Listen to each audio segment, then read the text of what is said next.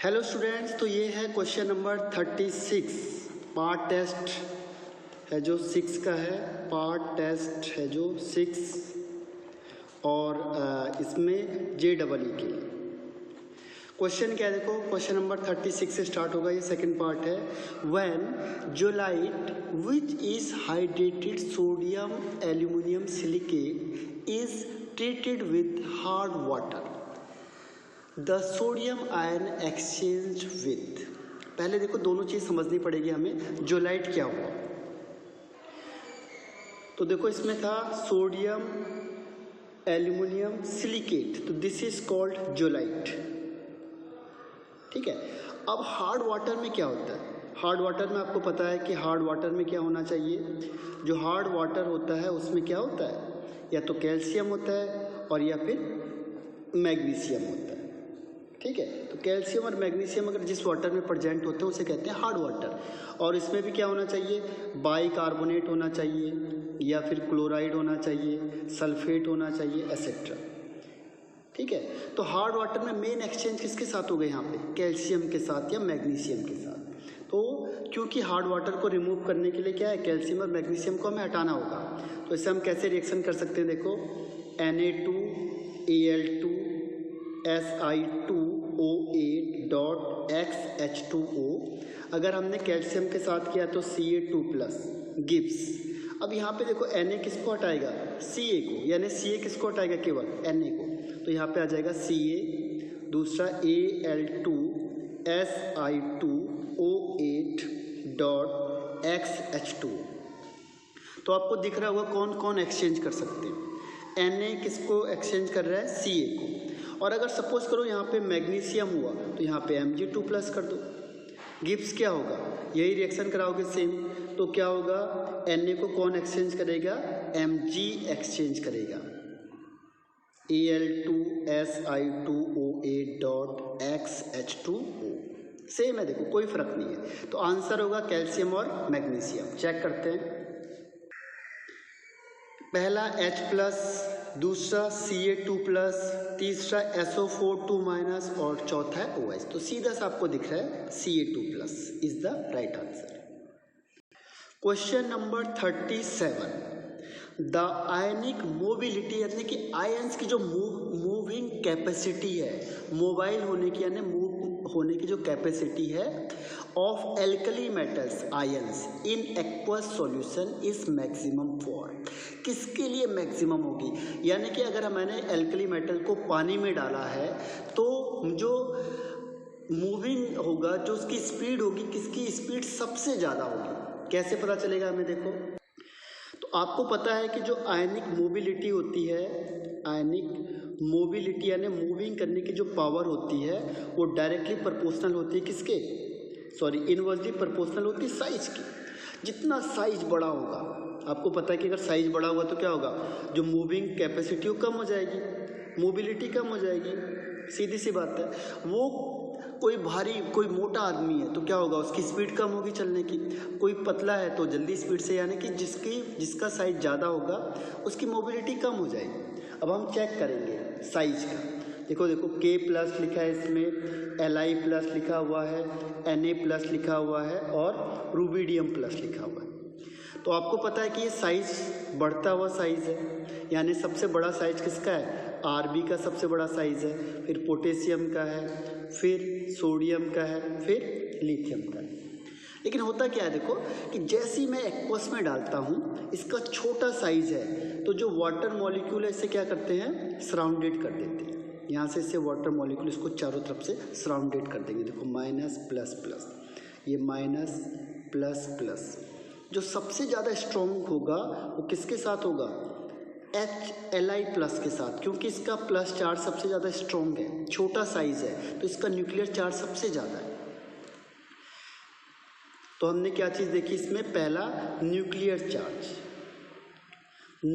Charge जिसका ज़्यादा होगा, ठीक है, जिसका साइज क्या होगा, स्मॉल होगा, उसको वाटर मॉलिक्यूल क्या करते हैं, मोर अट्रैक्ट, उसको वाटर मॉलिक्यूल ज़्यादा तेज से अट्रैक्ट करते हैं। और इससे रिजल्ट क्या होता है, रिजल्ट ये होता है कि अब इसका साइज क्या होता है, बड़ा हो जाता है। क्यों? बिकॉज ऑफ वाटर मॉलिक्यूल, अब इसका साइज बड़ा हो गया। तो रिवर्स होता है, देखो आर भी होता है, इसमें प्लस चार्ज ज़्यादा नहीं होता है, तो वाटर के मॉलिक्यूल इसमें ज़्यादा नहीं अट्रैक्ट हो पाएंगे। रीज़न क्या होगा, इसका साइज सबसे छोटा हो जाएगा।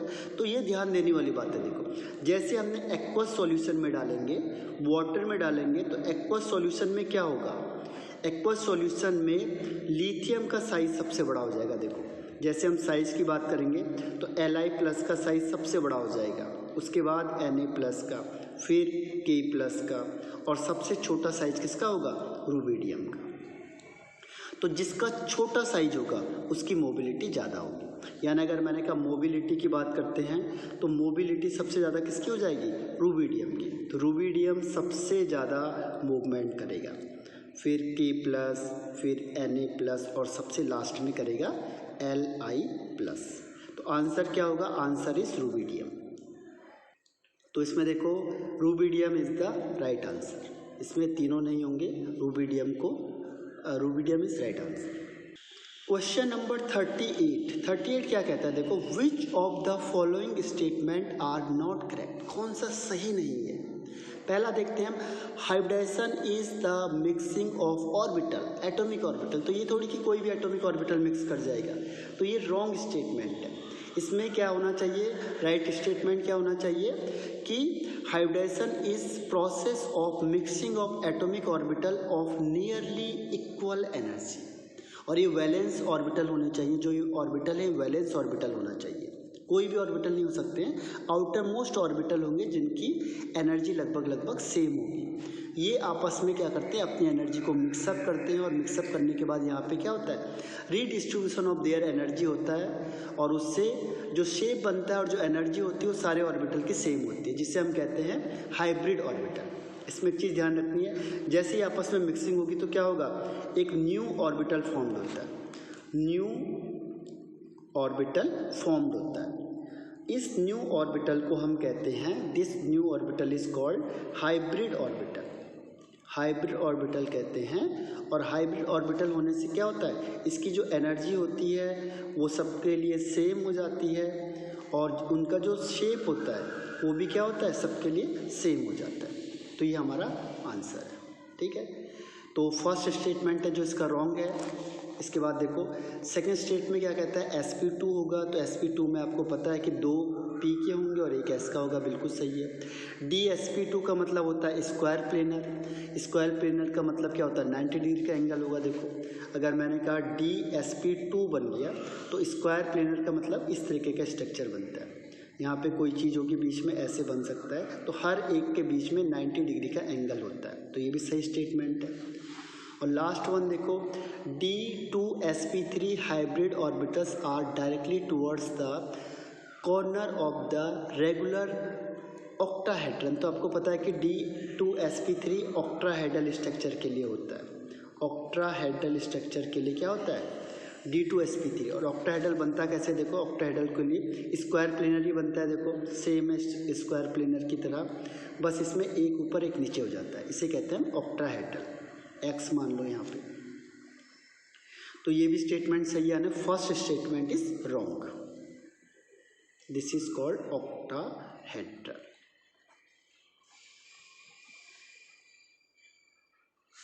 तो इसमें कौन सा गलत है, इसमें फर्स्ट वन इज रॉन्ग, यानी कि गलत स्टेटमेंट है पहला वाला।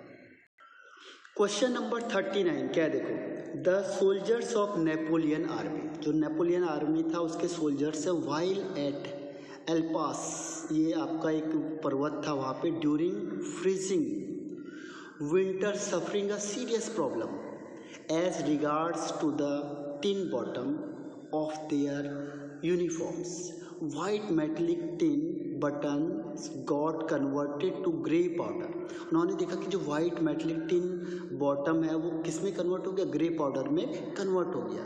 तो this transformation is related to, ये कैसे है? जो नेपोलियन की आर्मी थी उन्होंने देखा कि जो बहुत सर्दी का टाइम था, यानी कि विंटर टाइम में उन्होंने एक बहुत सीरियस प्रॉब्लम क्या करी, फेस करी।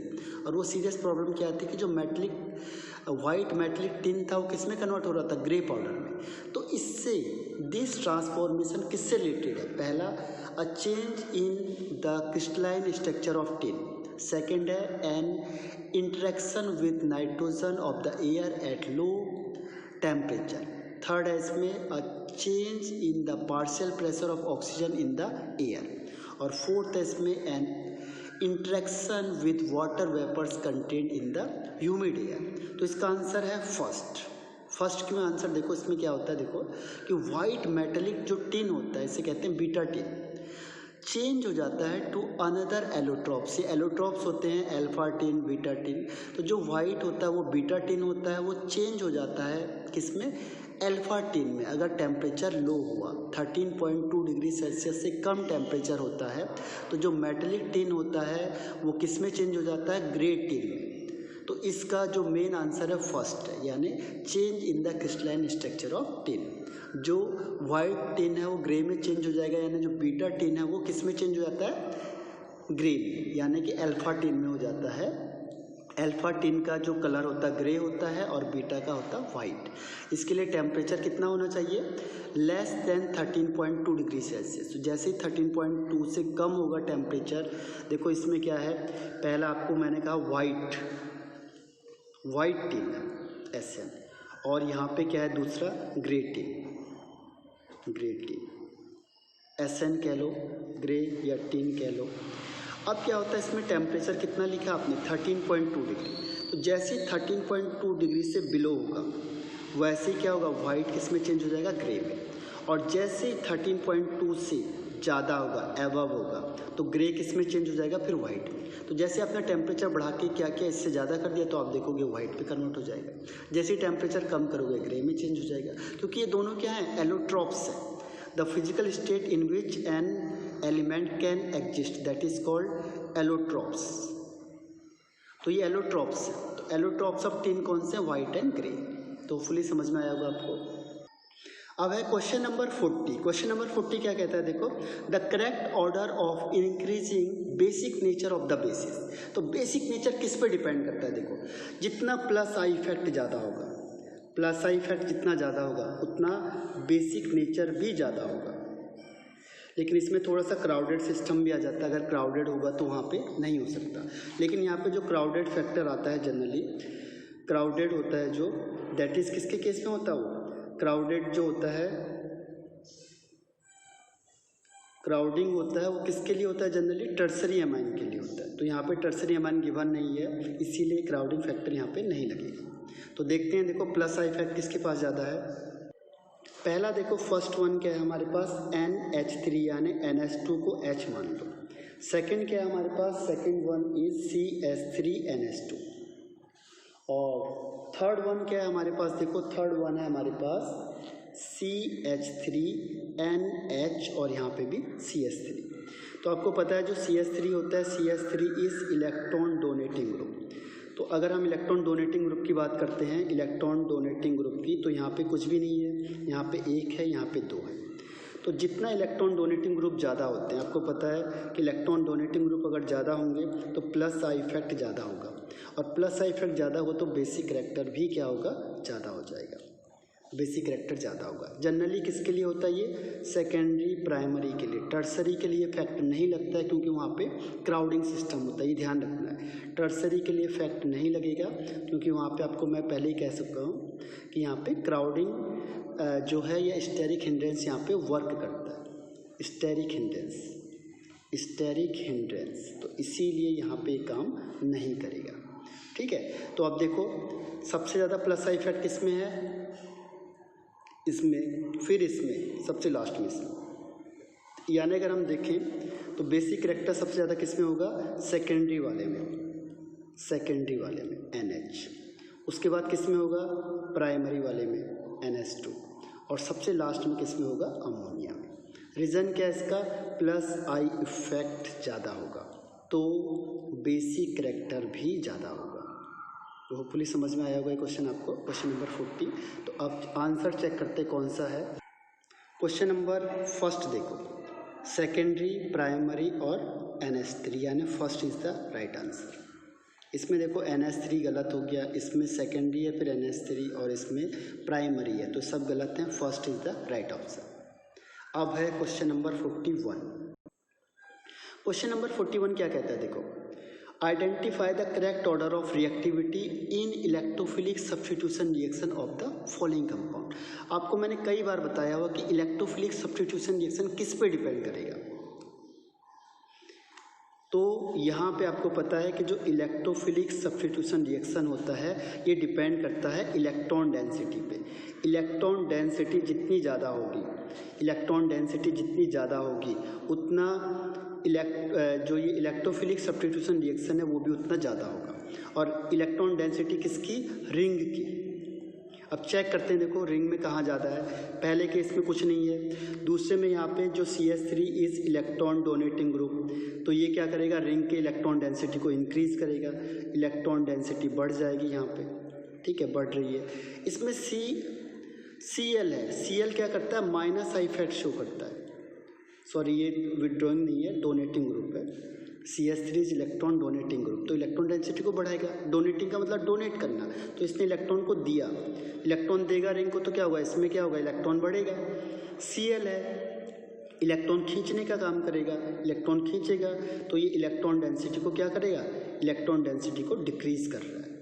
और NO2 तो स्ट्रॉन्ग विड्रॉइंग ग्रुप होता है, this is strong withdrawing group, तो ये बहुत तेज़ी से खींचेगा। तो इसका रीज़न क्या होगा कि जो इलेक्ट्रॉन डेंसिटी वो सबसे कम हो जाएगी, डिक्रीज हो जाएगी। तो अब देखो, सबसे पहले डोनेटिंग ग्रुप वाला है, सेकंड सबसे ज़्यादा है, सेकंड ये हो गया, सेकंड ये हो गया। अब उसके बाद सेकंड के बाद कौन होगा, फर्स्ट वन। क्यों, क्योंकि तो खींचने वाले ग्रुप हैं, तो इसके कंपैरिजन में ये ज़्यादा बेटर है। तो फर्स्ट, उसके बाद थर्ड और लास्ट में फोर्थ, तो third is the right option. इसमें ध्यान रखना, जो माइनस आई इफेक्ट होता है, माइनस आई इफेक्ट वो NO2 सबसे ज़्यादा होता है Cl के कंपैरिजन में। तो इसीलिए जो इलेक्ट्रॉन डेंसिटी होगी Cl की ज़्यादा होगी एज कम्पेयर टू NO2। तो थर्ड फोर्थ इस तरीके से होगा।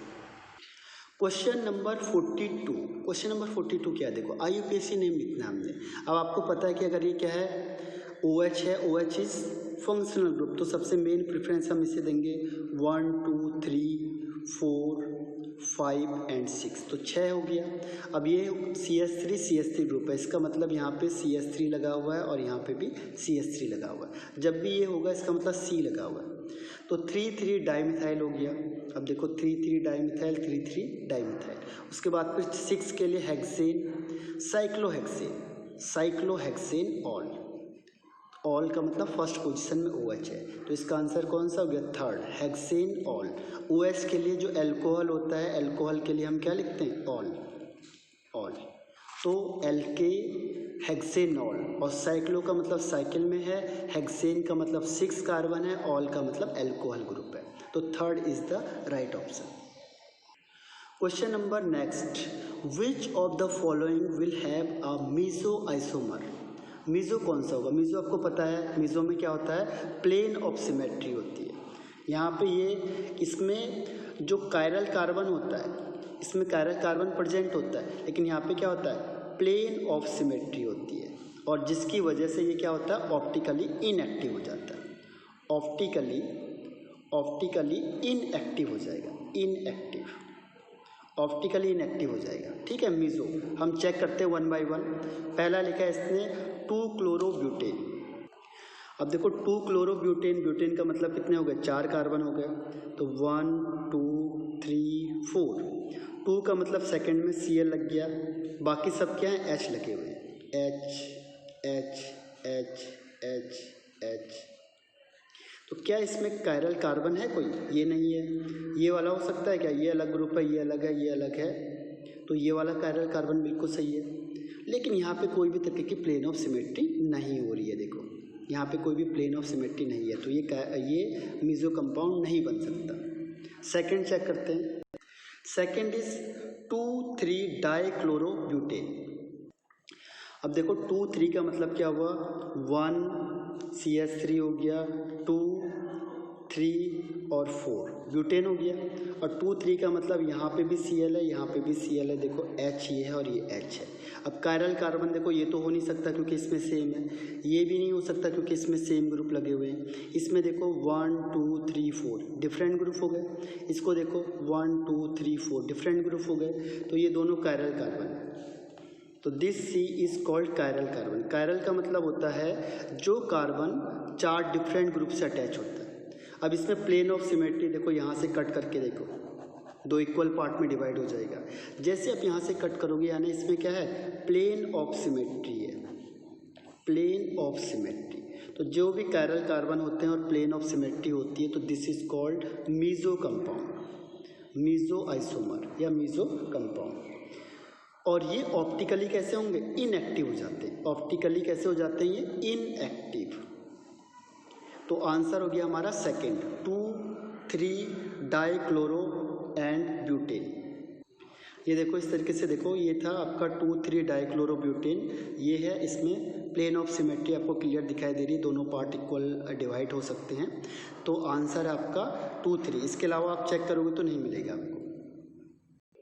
क्वेश्चन नंबर 44 देखो, आपको स्ट्रक्चर दिखाई दे रहा है, यहाँ पे ये माइनस साइन है OH, यहाँ Me मतलब मिथाइल यानी CH3 ग्रुप है, यहाँ पे N+ है, मिथाइल है, Et का मतलब इथाइल है, और Bu का मतलब ब्यूट है यानी कि 4 कार्बन है।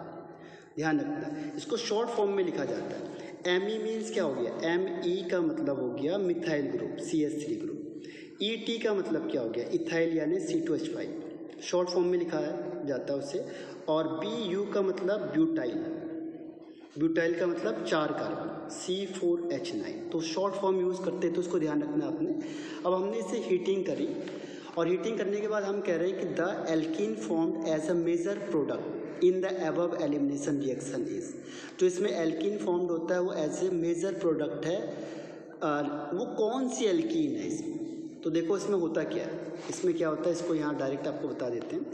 जैसे स्ट्रक्चर होता है, इसमें हमने क्या किया, किसी बेस से रिएक्शन किया, इसे कहते हैं एलिमिनेशन रिएक्शन ऑफ ये कॉन्जुगेटेड बेस। ये है E1 रिएक्शन कॉन्जुगेटेड बेस वाली, CV मीन्स कॉन्जुगेटेड बेस। तो यहाँ से ये क्या करेगा, इस जो हाइड्रोजन है इसे यहाँ से निकाल के ले जाता है। तो हाइड्रोजन यहाँ से निकल तो गया लेकिन ये अपने इलेक्ट्रॉन को यहीं दे जाता है। जैसे आपने देखो यहाँ पे आपको दिख रहा होगा CS2, ये है CS2 और ये वाला हाइड्रोजन है, तो ये इस H+ को निकाल के ले जाएगा यहाँ से। जैसे H+ को निकाल के ले जाएगा ये यहाँ से यहाँ बॉन्ड बना देगा, तो यहाँ डबल बॉन्ड बन गया। अब ये डबल बॉन्ड बनेगा तो ये क्या करता है, इसको इसके पास ज़्यादा होता है, ये नाइट्रोजन को इलेक्ट्रॉन वापस कर देता है। तो यहाँ पे ये क्या बन जाता है, this is called ethene, ethene बन गया। ये इथीन सेपरेट हो जाता है और बाकी एज इट इज़ रहेगा, ये पूरा पार्ट सेम रहता है। इसमें वाटर निकल गया, देखो वाटर कैसे निकला, OH- यहाँ से हुआ, H+ हुआ, तो H+ को ये ले गया तो H2O निकल गया बाहर। यहाँ पे ये इलेक्ट्रॉन पेयर था इसका, ये इलेक्ट्रॉन पेयर यहाँ से इधर आ गया, डबल बॉन्ड बन गया। इसके बीच में जो ये बॉन्ड था इसने इसको वापस कर दिया नाइट्रोजन को, तो जिसका प्लस चार्ज है वो यहाँ से रिमूव हो गया। तो ये कौन सा प्रोडक्ट बन गया आपका, ethene is the major product. तो आंसर कौन सा होगा, फर्स्ट वन। इसमें देखो चेक करो क्या हो गया, CH2 डबल बॉन्ड CH2 यानी first is the right answer, बाकी सारे रॉन्ग है। क्वेश्चन नंबर 45 क्या कहता है, देखो इन अंटार्कटिका में आपको पता है कि ओजोन का होल लगातार बनता जा रहा है। तो कह रहा है जो ozone depletion is due to the formation of following compound. Ozone जो डिप्लीशन हो रहा है किस कंपाउंड की वजह से हो रहा है। जो ओजोन होता है बहुत चीज़ों की वजह से डिप्लीशन होता है, लेकिन जो अंटार्कटिका है वहाँ पे आपने देखा हो कि लगातार ओजोन के होल्स बनते चले जा रहे हैं, और वो क्या है, एक बहुत बड़ी दिक्कत है हमारे लिए, क्योंकि अगर ऐसा होल बढ़ता चला गया तो जो UV रेस है जिसको ओजोन क्या करती है, प्रोटेक्ट करती है हमें UV रेस से, वो क्या होगी, अर्थ में आ जाएगी। तो कहता है कि अंटार्कटिका होता है वहाँ पे ओजोन डिप्लीशन का मेन रोल क्या होता है, किस कंपाउंड की वजह से होता है। तो ये आपको याद करना पड़ेगा, दिस इज क्लोरीन नाइट्रेट। तो क्लोरीन नाइट्रेट की वजह से क्या होता है, ओजोन डिप्लीशन होता है इन अंटार्कटिका। 46 क्वेश्चन है ये आपका, कैसे है, स्टेट ऑफ मैटर से।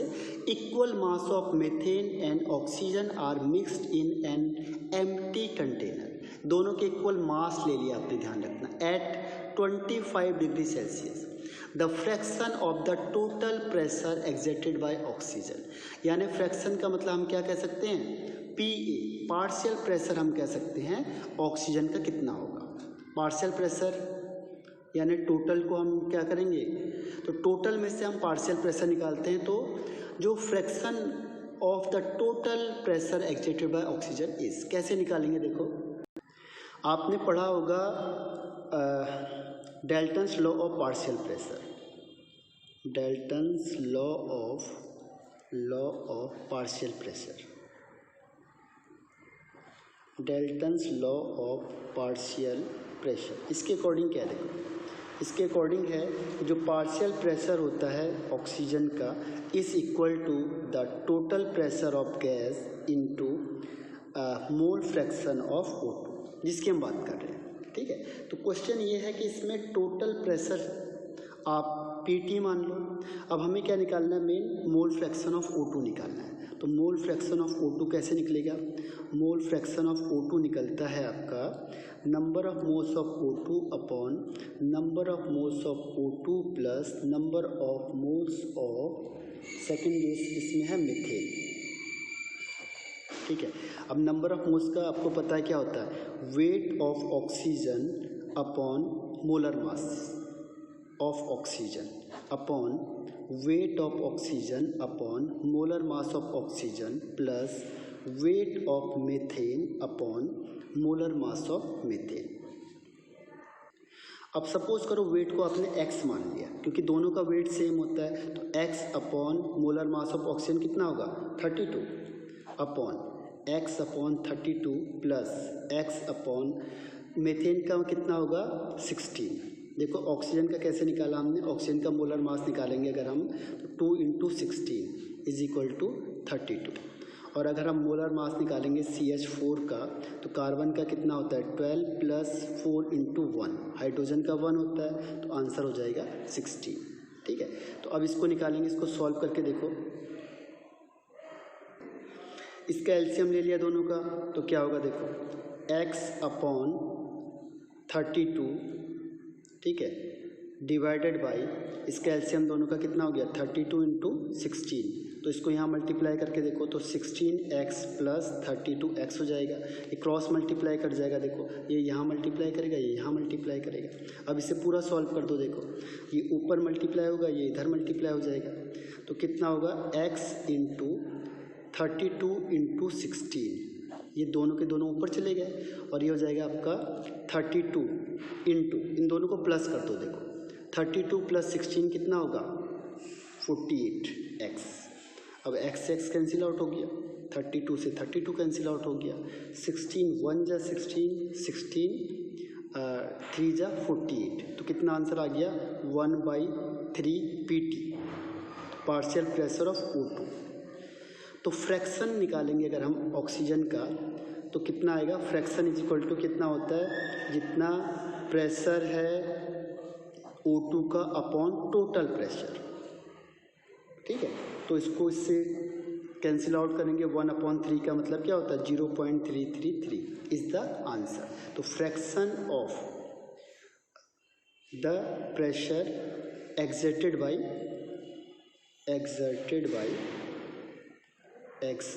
Bye oxygen as compare to total pressure, as compare to total pressure. तो टोटल प्रेशर के कंपैरिजन में क्या होगा, आंसर इज 0.33।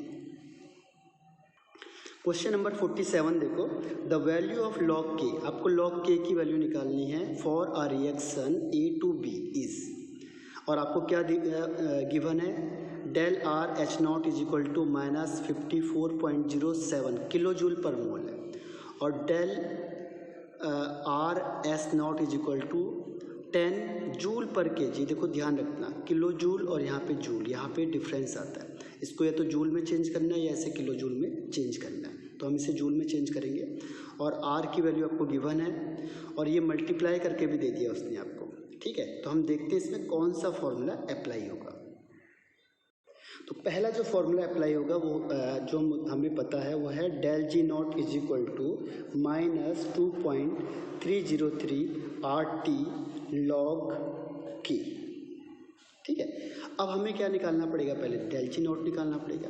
तो डेल जी नॉट का क्या फॉर्मूला होता है, del H not minus T del S not. अब आपको डेल एच नॉट की वैल्यू गिवन है, कितनी है, -54.07 किलो जूल है। तो जूल में कन्वर्ट करेंगे तो 1000 से मल्टीप्लाई करेंगे, माइनस टेम्परेचर कितना दिया हुआ है इसमें 298 केल्विन टेम्परेचर है, 298 इंटू डेल एस की वैल्यू कितनी दी है 10। तो ये आपका हो गया। ठीक है, इन दोनों को सॉल्व करेंगे तो हमारे पास क्या आएगा, डेल जी नॉट। तो डेल जी नॉट है, इसको सॉल्व करके देखते हैं, 1000 से मल्टीप्लाई करेंगे तो 54070। ठीक है, और फिर ये माइनस का साइन है, यहाँ पे भी माइनस होगा। इन दोनों को मल्टीप्लाई करेंगे तो कितना आएगा 2980। इन दोनों को प्लस करेंगे तो आंसर आ जाएगा -57050। ठीक है, अब इसको पहले वाले फॉर्मूले में पुट करते हैं, किसमें, del G not is equal to 2.303 RT log K। अब देखो इसकी वैल्यू गिवन है, कैसे, 2.303 इंटू आर की वैल्यू होती है 8.314, टेम्परेचर दिया हुआ आपको 298, ठीक है, इंटू लॉग K, और ये आपको डेल जी नॉट दिया हुआ है -57050। ठीक है, अब देखो इसकी वैल्यू आपको क्वेश्चन में गिवन है, कैसे, देखो यहाँ पे इसमें देखो 2.303 इंटू 8.314 इंटू 298 की वैल्यू दी है 5705। टेम्परेचर देखो ये लिखा हुआ है 298 केल्विन टेम्परेचर, इसीलिए टेम्परेचर का यहाँ ध्यान रखना है। तो इसकी वैल्यू दी है 5705। तो अब हमारा काम आसान हो गया, ये यहाँ से डिवाइड में चला जाएगा। ठीक है, तो इसको हम क्या करेंगे, माइनस साइन लगाना ज़रूर है। तो इन सब का मल्टीप्लाई करके कितना आया देखो, log K is equal to -57050 upon -5705। अब इसको डिवाइड कर दो तो क्या आएगा 10, ये सेम आ गया, 0 बच गया, माइनस से माइनस कैंसिल आउट हो गया, तो आंसर इज 10। तो 2 जीरो इसके पहले लगा देते हैं, तो this is the answer. Question number 48 क्या कह रहा है देखो, calculate D pi P pi bonds present in SpO4 minus NO3 minus and trimer of SO4। तो ये थोड़ा सा गलत दिया हुआ है, ये SO4 नहीं होगा, बल्कि क्या हो जाएगा यहाँ पे P के टर्म्स में आएगा, तो इसीलिए क्वेश्चन थोड़ा गलत है। ठीक है, अब इसे 1 बाय 1 करते हैं। देखो पहला है SO4 का मतलब S double bond O minus O minus. तो S के पास D ऑर्बिटल होता है और इसके पास P ऑर्बिटल होता है, तो इन दोनों में जो पाई बॉन्ड बनेगा, तो यहाँ पे 2 है आंसर, क्योंकि 2 पाई बन रहे हैं।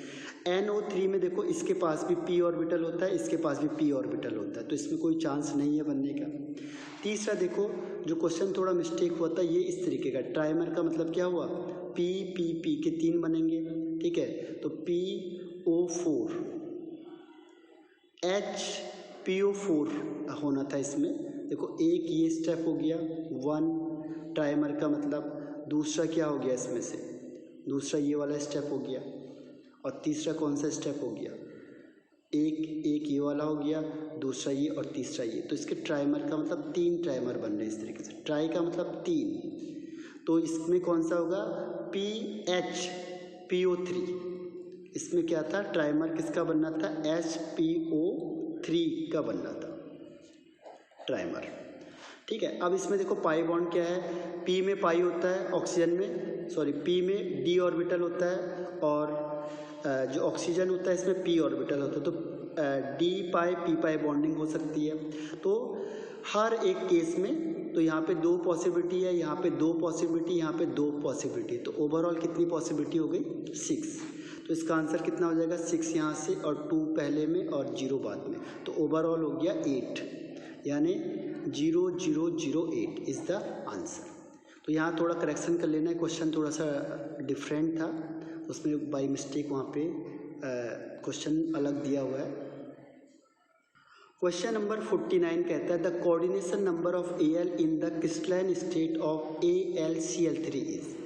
देखो इसको थोड़ा सा लर्निंग पोर्शन है। इन क्रिस्टलाइन स्टेट में जो AlCl3 एग्जिस्ट करता है वो इस फॉर्म में करता है AlCl3.6H2। इसे कहते हैं वाटर ऑफ क्रिस्टलाइजेशन।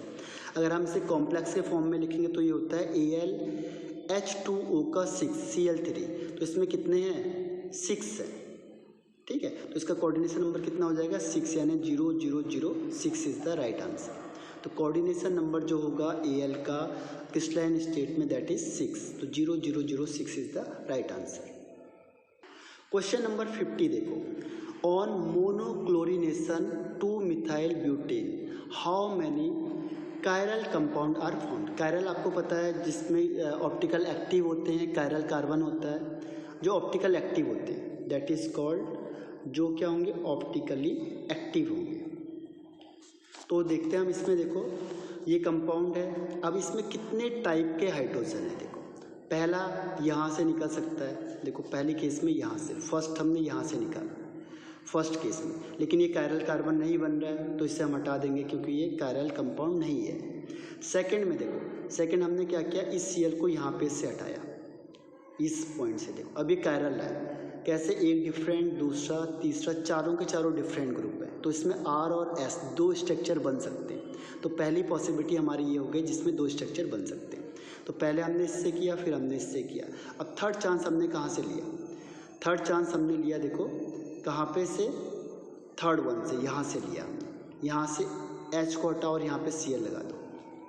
थोड़ा इसने मिस्टेक किया हुआ है, इसको यहाँ पे से हटाना है, ये थोड़ा मिस्टेक है, इसको हटाओ यहाँ से, इसको यहाँ H लगाओ और Cl यहाँ पे लगा दो, यहाँ पे Cl आ जाएगा। इसको H हटा दो यहाँ से, ये जो H है इसको हटाया हमने, Cl आ गया। तो देखो CH3 Cl CH3, तो ये तो बनना पॉसिबल नहीं है यहाँ पे, CH3 यहाँ से तो बन नहीं सकता है क्योंकि यहाँ पे कायरलिटी नहीं आएगी। यहाँ से पहले हमने यहाँ से हटाया फिर हमने यहाँ से हटाया फिर हम यहाँ से हटाएंगे, तो यहाँ से हटाने पे तो ये वाला कंपाउंड बनेगा, ठीक है। तो ये वाला किस केस में बन सकता है, ये वाला तो रॉन्ग दिया हुआ है। तो इसका आंसर केवल क्या है 2 ही पॉसिबिलिटी। देखो इसके अलावा कोई नहीं बन सकता, यहाँ पे नहीं बन सकता, यहाँ से हटाओगे तो ये कायरल बनेगा, यहाँ से हटाओगे तो कायरल नहीं बनेगा, यहाँ से हटाओगे तो भी कायरल नहीं बनेगा, यहाँ से हटाओगे तो भी कायरल नहीं बनेगा। तो केवल 2 ही स्ट्रक्चर बन सकते हैं। तो आंसर हो जाएगा आपका 0002 इज द राइट ऑप्शन, ठीक है। तो इस तरीके से इस क्वेश्चन को सॉल्व करना है। तो ये 50 क्वेश्चन आपके सॉल्व हो चुके हैं। Thank you, bye bye.